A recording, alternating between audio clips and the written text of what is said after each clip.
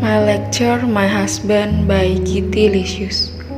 Dulu keinginan gue untuk wisuda menggebu-gebu karena gue harap setelah wisuda gue gak akan ketemu dosen menyebalkan modelan Pak Arya lagi. Tapi apa mau dikata kalau takdir berkata lain. Sekarang gue malah gak bisa kalau gak ketemu dia sehari. Segala omongan gue dulu dibalikinnya begitu cepet.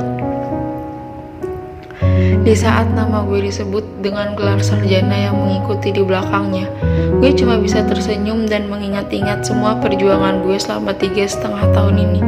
Kenangan manis, pahit, asem, dan momen-momen gak terlupakan bersama teman-teman gue selama 7 semester terakhir terbayar sudah saat tali toga gue dipindahkan oleh rektor.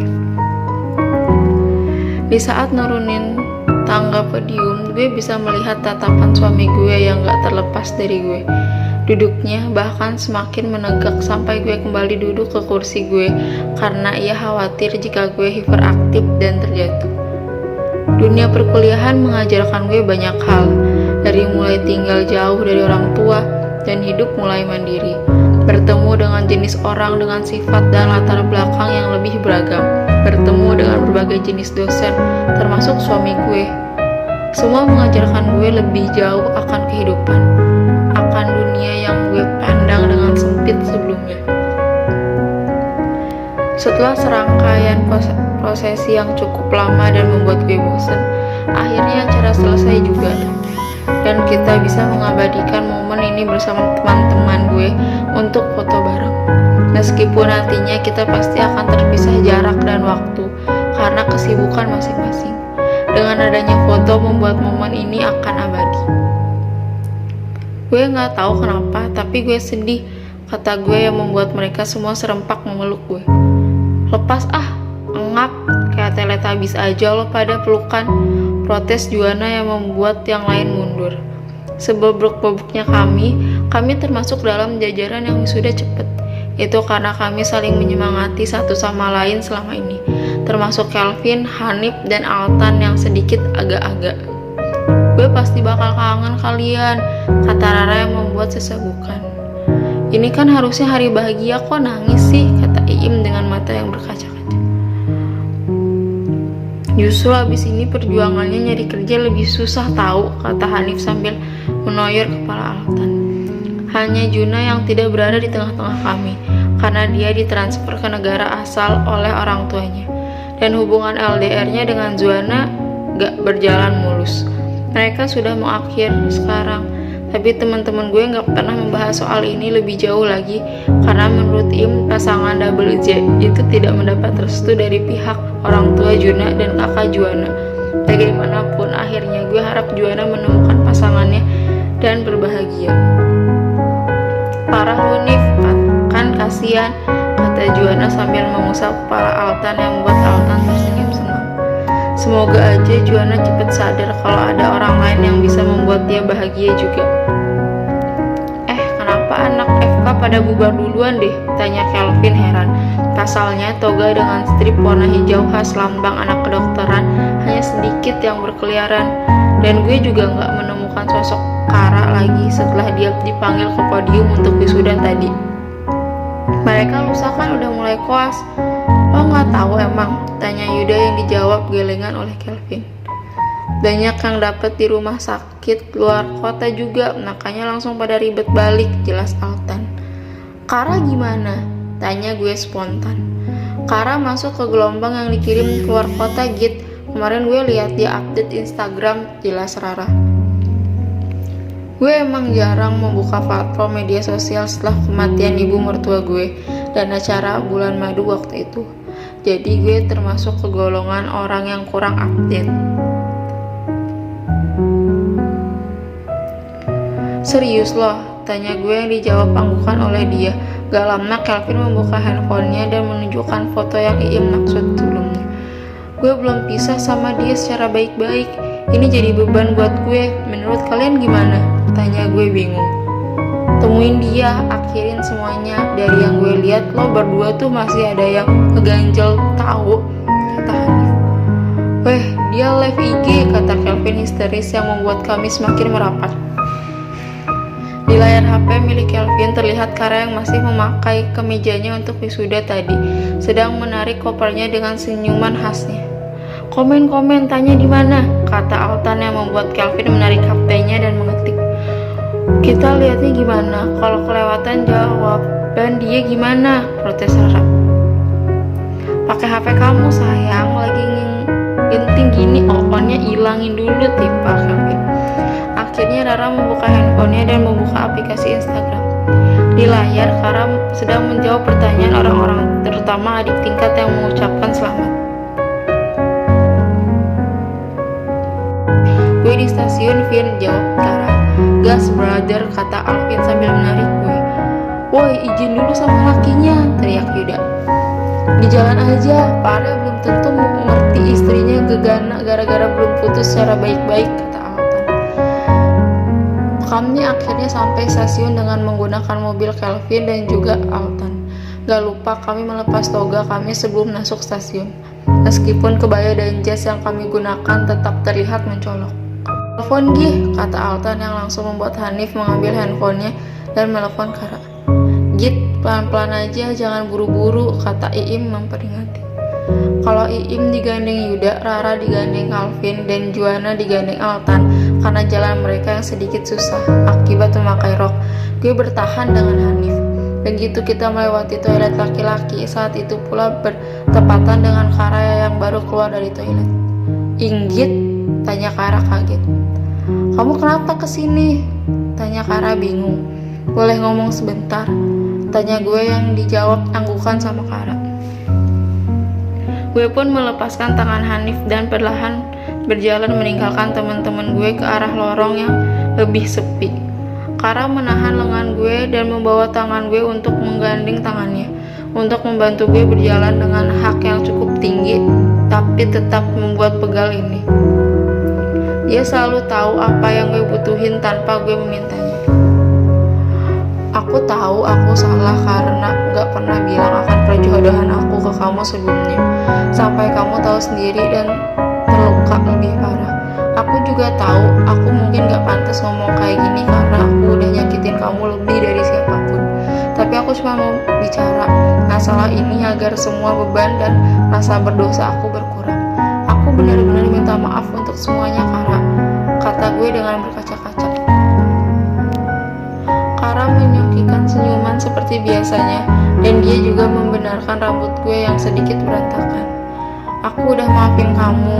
Mungkin waktu itu aku egois karena aku bilang aku masih tetap mau mempertahankan kamu tanpa memikirkan kondisi dan situasi kamu juga. Di saat aku melepaskan kamu, di saat itu juga aku maafin kamu, tambah Kara. Air mata gue udah gak bisa gue tahan karena rasa bersalah yang semakin menjadi. Jaga kesehatan kamu di sana. Semangat untuk mencapai cita-cita kamu yang udah kamu impikan dari dulu, Kara.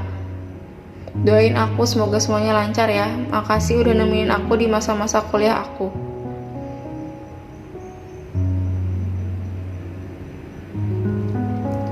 Gue akhirnya sampai di kampus lagi setelah menyelesaikan semuanya. Teman-teman gue gak berani ngajak gue ngobrol sejak pulang dari stasiun tadi karena melihat muka gue yang masih mendung. Abis ini kita kemana? Tanya Kelvin. Keluarga gue nungguin, gue diomelin ngilang gitu aja, kata Juana. Iya bener, keluarga gue juga, timbal Hanif. Kita bubar aja nih, tanya Rara. Iya bubar, nanti masalah foto studio mah gampang, kata Altan. Git, lo udah lega kan? Tanya Iim. Gue menghela nafas panjang setelah menganggukkan kepala gue. Rasanya beban gue udah sedikit berkurang. Tapi kayaknya beban lo nambah lagi deh, kata Altan begitu dia melihat sosok suami gue yang mendekat ke arah kami dengan wajah yang gak bisa dibilang baik. Tadi gak ada yang ngomong sama Pak Arya emang? Tanya Yuda yang membuat yang lain kompak menggeleng. Mereka serempak melihat handphone mereka dan wajah mereka berubah menjadi panik. Kanebo Kri miss call gue, kata Hanif sambil melotot. Gue juga. Iya sama gue juga. Gue pun sampai 3 kali malah. Here comes trouble, tutup Kelvin sambil menghela nafas. Thanks ya guys, kalau yang satu itu urusan gue, kalau nggak kalian gak usah khawatir, kata gue ke teman-teman. Tapi mereka kelihatan gak yakin dan natap gue khawatir. Serius loh? Tanya Yuda yang gue jawab dengan anggukan. Sebelum Pak Arya sampai ke tempat gue lebih dulu nyamperin dia. Dari mana aja kamu? Pertanyaan dia sama sekali bukan pertanda baik. Saya jelasin semuanya nanti, tapi gak di sini, jawab gue. Gue akhirnya bertemu dengan kedua orang tua dan mertua yang terlihat khawatir. Gue menjelaskan kalau gue tadi berfoto sama teman-teman gue yang tidak sepenuhnya berbohong. Setelahnya orang tua dan mertua gue ngajak gue dan suami gue masih bertekuk mukanya untuk pergi ke studio. Menjelaskan semuanya ke suami gue memilih untuk tetap di dalam mobil setelah kedua orang tua dan mertua gue keluar. Saat tadi ketemu Kara, kata gue yang membuat cengkraman Pak Arya ke setir sedikit menguat. Saya cuma mau menyelesaikan semuanya secara baik-baik karena selama ini semuanya serasa membebani saya, kata gue mencoba jujur. Jadi pernikahan ini hanya menjadi beban untuk kamu? Tanya Pak Arya dingin. Bukan mas, bukan itu. Perpisahan saya sama Kara bukanlah suatu hal yang terbilang lancar. Saya belum minta maaf sama dia. Saya belum menjelaskan apapun sama dia. Apa dengan kamu menjelaskan ke dia? Kamu berharap dia masih akan nunggu kamu? Tanya Pak Arya dengan nada yang emosi. Mas, bukan itu, teriak gue pada akhirnya. Gue tahu dia lagi emosi, tapi gak gini juga. Berhenti berpikir buruk tentang saya sama Kara, karena kami sudah berakhir. Selama ini semuanya gak cukup buat mas yakin sama saya, tanya gue pada akhirnya.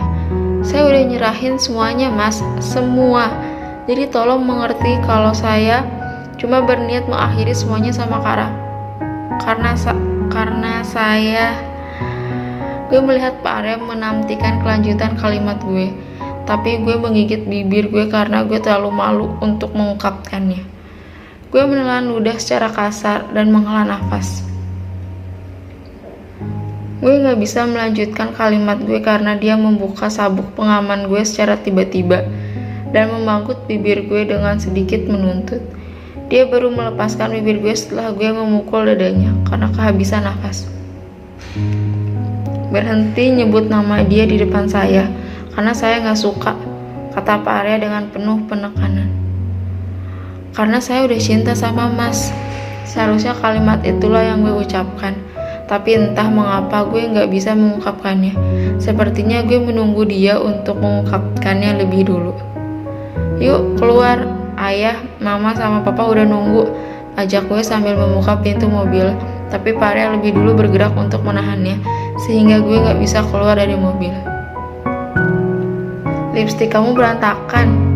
Masih sembarangan, gak tahu tempat, kata gue sambil berdecak kesal dan melihat penampilan gue di kaca yang berada di mobil. Makanya lain kali jangan bikin saya kesal. Kalau cemburu bilang, sindir gue. Saya capek muterin kampus cuman buat nyari kamu. Ngelak aja terus, kata gue. Saya gak ngelak, saya jujur. Terus kalau bukan ngelak apa alasan? Kamu mau saya bikin berantakan lagi lipstiknya? Tanya dia yang membuat gue mendelik.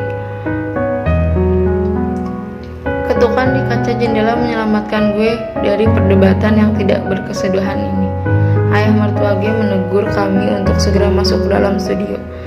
Seindah apapun orang yang kita impikan untuk mendampingi kita, pada ujungnya kita akan berakhir dengan orang yang merupakan cerminan diri kita. Gue sadar mungkin Kara terlalu baik untuk gue, makanya kami tidak dipersatukan. Gue malah dipersatukan dengan suami gue yang keras kepala, gak mau kalah dan penuh dengan gengsi, mirip dengan gue. Jangan lupa like, komen, dan subscribe.